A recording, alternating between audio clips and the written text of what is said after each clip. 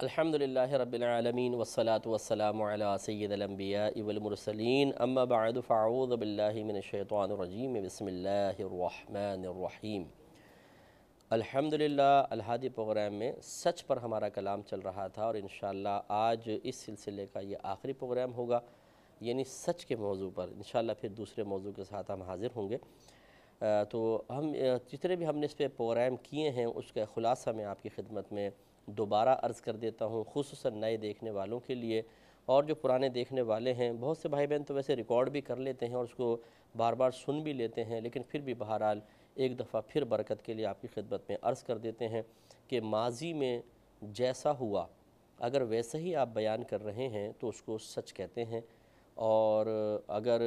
جیسا نہیں ہوا آپ اس کے خلاف بیان کر رہے ہیں تو اس کو جھوٹ کہا جاتا ہے۔ زید مر گیا اور آپ نے کہا زید مر گیا، یہ سچ ہے کیونکہ واقعے کے مطابق ہے، اور زید نہیں مرا اور آپ کہیں زید مر گیا، یہ خلاف واقع ہے تو جھوٹ ہوگا۔ کبھی یہ حال کے لیے بھی ہوتا ہے، جیسے کوئی آپ نے کسی نے فون کیا کیا کر رہا ہوں، اب آپ نے ٹی وی دیکھ رہے تھے، آپ نے کہا کھانا کھا رہا ہوں، تاکہ اس کو ٹال دیا جائے۔ یہ بظاہر حال کے لیے جھوٹ ہے، لیکن تھوڑا سا غور کریں، جب آپ ایک جملے سے دوسرے جملے کی طرف جاتے ہیں تو پچھلا ماضی ہو جاتا ہے، تو یہ ماضی کی ہی خبر ہوتی ہے، لیکن اگر آپ وسعت دینا چاہیں تو دے سکتے ہیں کہ جی ماضی یا حال کے معاملات میں اگر انسان جیسا ہوا ویسا نہیں ہے، ویسے خلاف واقع بیان کر رہا ہے تو اس کو جھوٹ کہیں گے، اور واقع کے مطابق ہے، جیسی چیز وقوع پذیر ہو رہی ہے یا ہو چکی ہے اس کے مطابق کلام کر رہے ہیں تو اس کو سچ کہا جاتا ہے۔ سچ انسان میں حسن پیدا کرتا ہے، وقار پیدا کرتا ہے، شخصیت پر اثر ہو جاتی ہے، باروب ہوتی ہے۔ خود انسان کا چونکہ ضمیر ملامت نہیں کرتا، وہ اپنے آپ کو حقیر نہیں سمجھتا، وہ خود اپنی نگاہوں میں ذلیل نہیں ہو رہا ہوتا، وہ جھوٹ بول بول کر خود اپنے آپ کو نگاہوں سے گرا نہیں چکا ہوتا، تو ایک اعتماد ہوتا ہے۔ سچے آدمی میں بڑا اعتماد آپ پائیں گے، اور جھوٹے کے اندر اعتماد نہیں ہوگا، بلکہ اس کے اندر ایک احساس کمتری سا ہوگا، ایک خوف ہوگا، ایک ڈر ہوگا اپنے جھوٹ پکڑے جانے کا، اور اس جھوٹ کے ظاہر ہو جانے کے بعد زوال عزت کا خوف، لوگوں کی نگاہوں سے گر جانے کا خوف، لوگوں کی طرف سے اس بات کا خوف کہ وہ میری ذات پر اعتماد کرنا چھوڑ دیں گے، اور آج کے بعد اگر یہ جھوٹ ظاہر ہو گیا تو پھر اس کے بعد میری شخصیت پر کوئی اعتماد نہیں کرے گا۔ یہ چیزیں انسان کے اندر کمزوریاں پیدا کرتی ہیں۔ اسی طریقے سے شکوک و شبہات کو ختم کرنا ہو تو سچ کا سہارا لینا چاہیے، ہمیشہ سچ بولیں، آپ کی شخصیت پہ کوئی شک نہیں کرے گا، اور کرے گا تو خود وہ مشکوک ہے، آپ نہیں ہیں۔ اور اگر انسان جھوٹ بولے گا تو شخصیت مشکوک بن جاتی ہے، وہ سچ بھی کہہ رہا ہوگا تو سامنے والا ایک لمحے کے لیے تو یوں دیکھ کر سوچے گا نہیں یار گڑبڑی کر رہا ہوگا۔ تو ایسا نہیں ہونا چاہیے، یہ وقار مومن کے بالکل خلاف ہے۔ مومن کے زبان سے جب کچھ نکلے تو سامنے والے کو بالکل 100% اس پہ یقین کرنا چاہیے، اور اس یقین کرنے کے سلسلے میں خود ہماری کوشش کا بڑا دخل ہوتا ہے کہ جب ہم اپنے آپ کو بالکل کلیئر رکھتے ہیں، صاف ستھرا رکھتے ہیں تو یہ برکات ظاہر ہوتی ہیں۔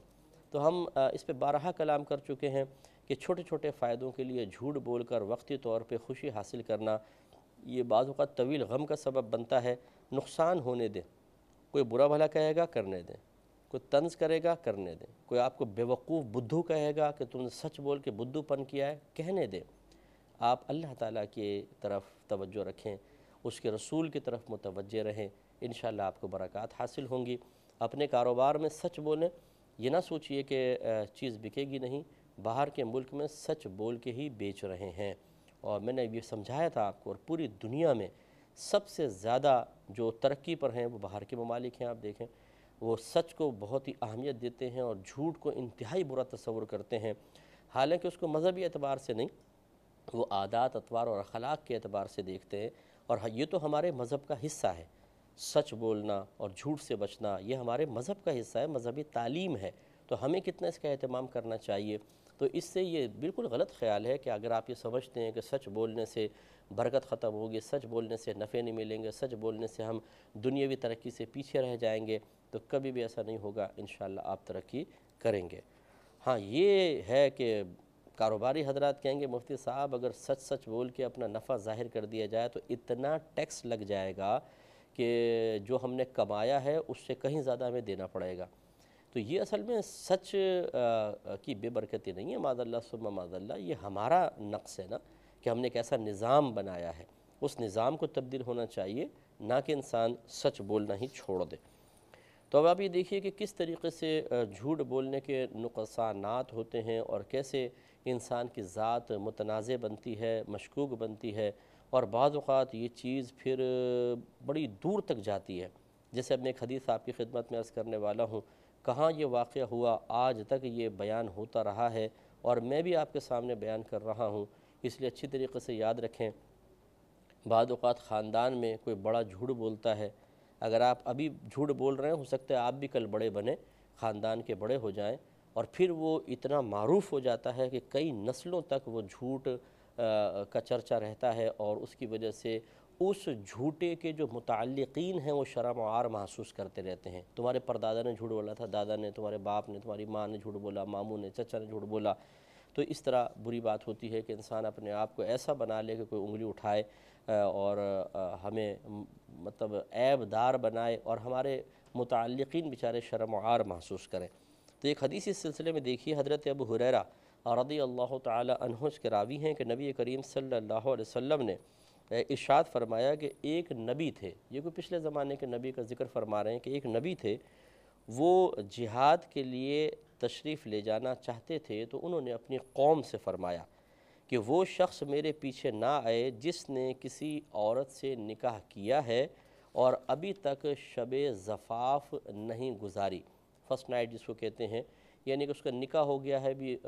دوسرے معاملات نہیں ہوئے تو وہ ٹھہر جائے، یہ آنا اس کے لیے ضروری نہیں ہے، حالانکہ وہ ایسا کرنا چاہتا ہے، یعنی یہ فرمایا کہ شب زفاف ابھی نہیں کی اور اس کی خواہش ہے تو وہ رک جائے، وہ نہ آئے۔ ہاں، جو نہیں چاہتا وہ پھر آ بھی سکتا ہے۔ اور وہ شخص بھی نہ آئے جس نے مکان بنایا لیکن چھت نہیں ڈالی، اور وہ شخص بھی نہ نکلے جس نے بکریاں یا حاملہ اونٹنیاں خریدی ہیں اور وہ ان کی اولاد کا منتظر ہے۔ وجہ اس کی یہ ہے، یہ بڑی پیاری بات تھی کہ ایسی چیزیں، یہ جہاد کوئی بھی فرض بھی نہیں تھا، کیونکہ اگر دشمن حملہ کر دے تو پھر تو ہر شخص پہ جہاد فرض ہے، سب کچھ چھوڑ کے اس کو مقابلہ کرنا پڑے گا۔ جیسے اللہ نہ کرے کبھی ہمارے ملک پاکستان پہ کسی جانب سے حملہ ہو جائے تو یاد رکھیں، آپ کو آلات حرب چلانا آتے ہوں یا نہ آتے ہوں، آپ نے کبھی جنگ کی ہو یا نہ کی ہو، آپ کو ڈر لگتا ہو یا نہ لگتا ہو، فرض ہوگا کہ اپنے ملک کا دفاع کریں گے۔ لیکن جب ایسی صورتحال نہیں ہوتی اور کوئی امام ہوتا ہے وہ قول دیتا ہے، تو پھر یہ کہ اس کے تابع ہو کر جانا بعض صورتوں میں واجب ہوتا ہے، بعض صورتوں میں مستحب ہوتا ہے۔ تو یہاں ایسی صورتحال تھی کہ آؤ تو بہت اچھی بات ہے، ورنہ اور کوئی چیزیں ہیں جو آپ کی توجہ دوران جہاد اپنی طرف بار بار مبذول کریں گے، تو پھر آپ یکسوئی سے اپنا کام کریں، پھر دیکھیں گے۔ تو یہ ان کو روک دیا، پھر وہ جہاد کے لیے چل پڑے اور نماز عصر کے وقت اس بستی کے پاس پہنچے جہاں جہاد کرنا تھا، تو سورج سے فرمایا کہ تم بھی پابند حکم ہو اور میں بھی مامور ہوں، یعنی تمہیں بھی اللہ نے حکم دیا ہے اور مجھے بھی اللہ نے حکم دیا ہے، اے اللہ اسے ہمارے لیے روک دے۔ چنانچہ وہ سورج رک گیا، یعنی یہ سرکار النبی کا معجزہ ذکر کر رہے ہیں کہ وہ بستی کے پاس پہنچے، بھی عصر پڑھنی ہے، سورج نیچے ہو رہا ہے تو اس کو روک دیا گیا، یہاں تک کہ اللہ تعالیٰ نے انہیں فتح عطا فرمائی،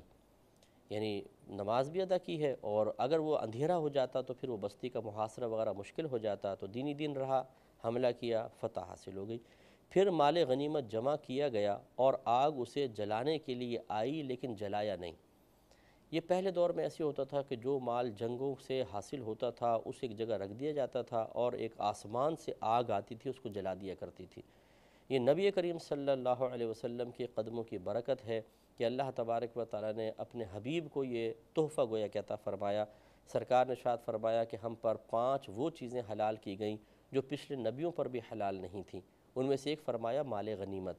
کہ جب ہم کفار پہ حملہ کرتے ہیں تو جو ہمارے پاس مال آتا ہے وہ ہمارے لیے حلال کر دیا گیا ہے، تو پہلے یہ حلال نہیں تھا۔ تو اب وہ سمجھ لیجئے کہ اس مال غنیمت کو جب آپ جمع کر کے پہلے دور میں رکھتے تھے اور اس میں کوئی جھوٹ نہ ہو، خیانت نہ ہو، کوئی گڑبڑ نہ ہو، تو آسمان کی آگ اسے جلاتی تھی، گویا کہ اللہ کی بارگاہ میں یہ جہاد مقبول ہوتا تھا۔ تو وہ آگ آئی لیکن جلایا نہیں۔ چنانچہ پیغمبر علیہ السلام نے فرمایا اپنے ساتھیوں سے کہ تم نے مال غنیمت میں خیانت کی ہے،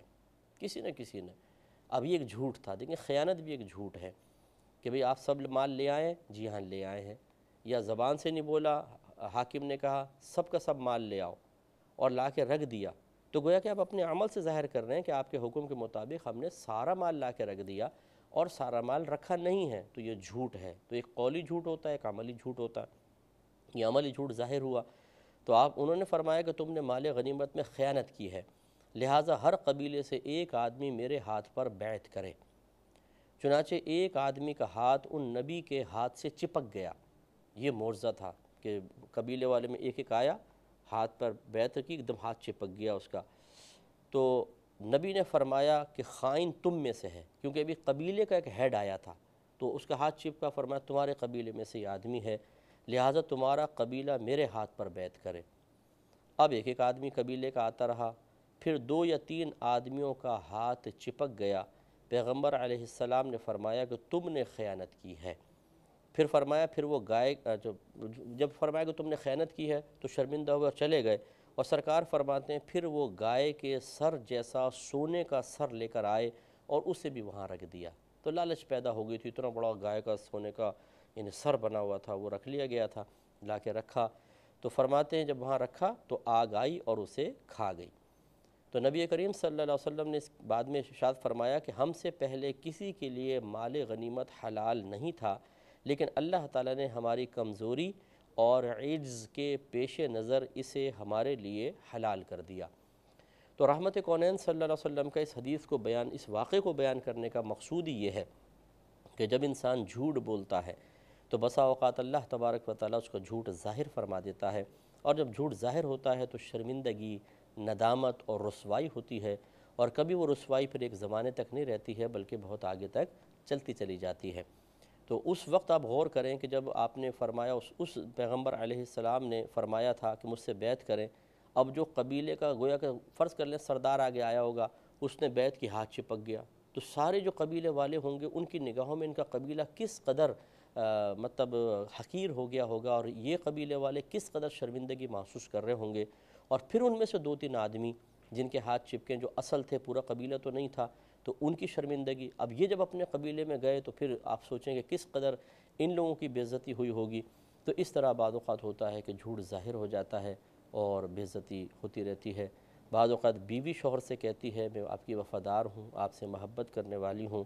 میں سب آپ ہی کے لیے ہوں، سب کچھ میرا آپ کے لیے ہے، لیکن وہ جھوٹ بول رہی ہوتی ہے اور اس کے تعلقات کسی اور کے ساتھ بعض اوقات ہوتے ہیں، اور پھر وہ جھوٹ ظاہر ہو جاتا ہے اور پھر پورے خاندان میں بے عزتی ہوتی ہے، اور یہ سلسلہ چلتا رہتا ہے، کئی نسلوں تک تانے ملتے رہتے ہیں۔ اسی طرح بعض اوقات شوہر جھوٹ بولتا ہے بیوی کے ساتھ کہ میں صرف تمہارا ہوں، لیکن وہ کسی اور کا بھی ہوتا ہے، اور پھر جب یہ چیز ظاہر ہوتی ہے تو بیوی بھی ناراض ہو جاتی ہے، اور اگر بچے کچھ بڑے ہوتے ہیں تو وہ بہت بدظن ہو جاتے ہیں، خاندان میں ایسے شخص کا امیج خراب ہو جاتا ہے۔ اسی طریقے سے مطلب اور دیگر معاملات میں آپ جہاں پر بھی دیکھ لیجئے، اگر اسٹوڈنٹس کے درمیان ایک بچے کا جھوٹ ظاہر ہو جائے، ویسے تو اکثر جھوٹے ہی ہوتے ہیں، معذرت کے ساتھ ہر ایک کو میں نہیں کہہ رہا ہوں لیکن اکثر کہہ رہا ہوں کہ جھوٹے ہی ہوتے ہیں، تو اس لیے اتنا معیوب نہیں سمجھا جاتا، لیکن بعض جگہ اچھے ماحول ہوتے ہیں، وہاں پر ٹیچرز وغیرہ بھی بالکل سچ بولتی ہیں یا سچ بولتے ہیں اور بچوں کو بھی سچ کی تلقین کرتے ہیں، وہاں پر اگر کسی کا جھوٹ ظاہر ہوتا ہے تو بہت ہی برا تصور کیا جاتا ہے، خصوصاً باہر کے ملک میں جہاں پر خاص طور پر سچ کی تلقین ہو اور جھوٹ کو بہت ہی برا سمجھا جائے۔ یہ کاش ہمارے یہاں ایسا ماحول ہوتا جو ہمارے مذہب کا حصہ ہے، میں بارہا عرض کرتا ہوں، لیکن یہاں نہیں ہوتا۔ وہاں پر ایسا ہے اگر کوئی اسٹوڈنٹ کا جھوٹ ظاہر ہو جائے تو پھر اس کو بہت زیادہ برا سمجھا جاتا ہے، اور وہ اپنے لیے بہت ہی زیادہ بے عزتی فیل کرتا ہے کہ نہیں میں بہت غلط کیا کہ میں نے جھوٹ بول دیا، معافیاں بھی مانگتا ہے، توبہ کرتا ہے وغیرہ۔ توبہ سے مراد وہ اللہ کی بارگاہ میں نہیں، آئندہ نہ کرنے کا ارادہ کر لیتا ہے ادھر کے ایک بنے ہوئے اچھے ماحول کی وجہ سے۔ تو اس لیے مجھے اور آپ کو بھی سوچنا چاہیے کہ اگر ہم غلط بیانی سے کام لیتے ہیں اپنے قریبی لوگوں سے، اطراف سے، اور اگر اللہ تعالیٰ نے اس کو ظاہر فرما دیا تو غلط بات ہے، پھر شخصیت کا وقار گرے گا اور بعض اوقات یہ چیز آگے چلتی رہتی ہے، ایسا ہرگز نہیں ہونا چاہیے۔ تو خلاصہ کلام اب یہی ہے کہ ہمیں سچ کی طرف آنا چاہیے۔ اگر کوئی بھائی یا بہن بہت زیادہ جھوٹ بولنے کے عادی ہیں، ہر چیز میں جھوٹ، تو بریک لگائیں، سچ کی عادت ڈالیں، اور بہتر طریقہ یہ ہے کہ آپ ہمیشہ جب بھی کوئی آپ ایسا کام کرنے لگیں جو آپ کو بہت ہی مشکل محسوس ہوتا ہے، ایک دم اپنے آپ کو چینج کرنا تھوڑا سا مشکل ہوتا ہے، میں یہ نہیں اجازت نہیں دے رہا ہوں آپ کو، کہ آپ جھوٹ بول سکتے ہیں، آپ سچ کم بولیں، میں کون ہوتا ہوں؟ لیکن میں آپ کو ایک طریقہ بتا رہا ہوں کہ اگر بہت زیادہ کوئی جھوٹا ہے تو وہ روزانہ کم از کم یہ ارادہ کر لے کہ میں 3 تو سچ بولوں گا اور 3 جھوٹ سے بچوں گا۔ باقی وہ کرتا ہے وہ اس کا عمل ہے، ہم اس کو نہ اجازت دیتے ہیں، مطلب جھوٹ کی اجازت نہیں دیتے، اور سچ سے میں روک نہیں رہا ہوں۔ لیکن اگر اس طرح آدمی کر لے کہ میں 3 سچ بولوں گا اور 3 جھوٹ سے بچوں گا،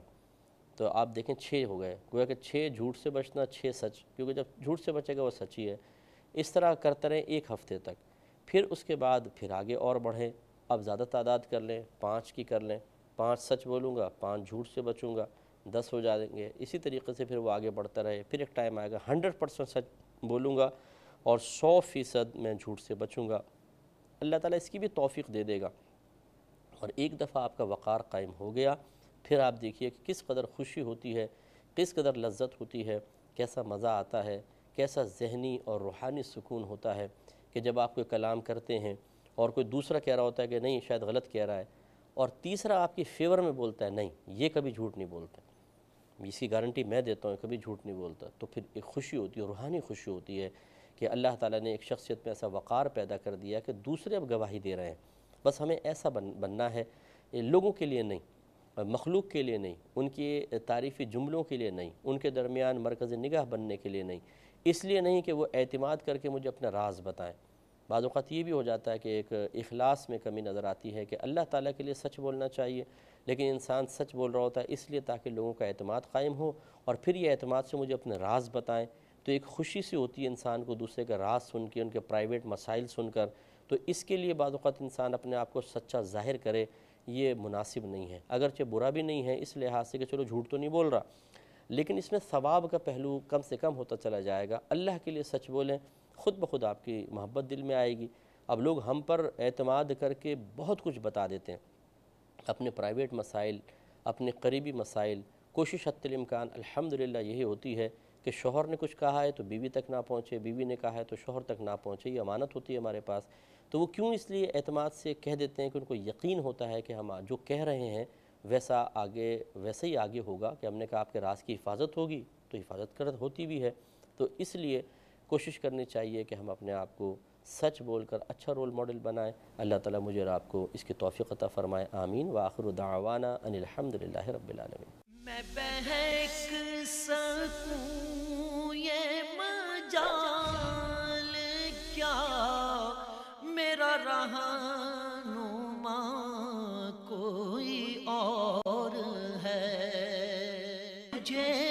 خبر شہین و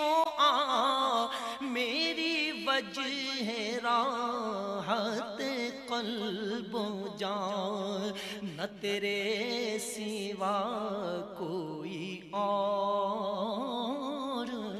تھا، نہ تیرے سوا کوئی اور ہے، نہ تیرے سوا